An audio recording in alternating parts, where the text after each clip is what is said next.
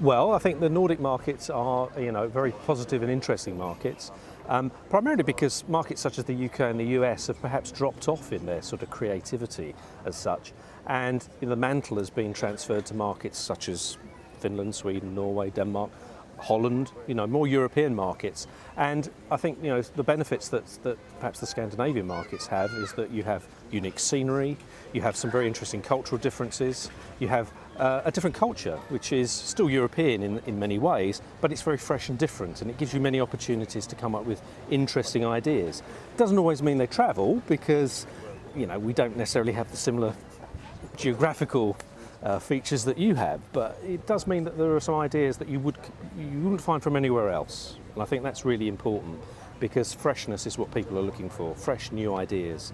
And the next big hit, it can come from anywhere these days.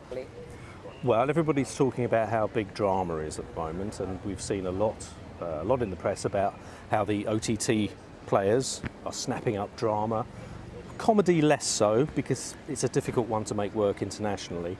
But certainly drama is big. I think we're seeing the evolution of the co-production market, in that co-production a few years ago got a bad name in that it became the Euro pudding, an Italian actor, a German actor, a French actor, depending on who was involved. I think now we're seeing proper co-production where that isn't necessarily what you need to do, and players are understanding that. So it means you're getting a much more realistic, natural kind of approach to drama, rather than something that feels very manufactured. So I think we're going to see probably a lot more English language as well, because it does travel so well. But markets like France are going to be producing English language drama, Italy as well. So we're going to see more of that on the scripted side.